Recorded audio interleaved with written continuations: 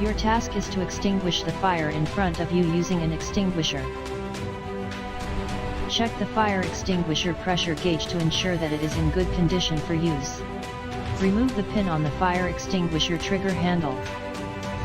Take a test shot by pressing the trigger handle. Attack the fire by directing the jet to the base of the flames, sweeping the base with zigzag movements.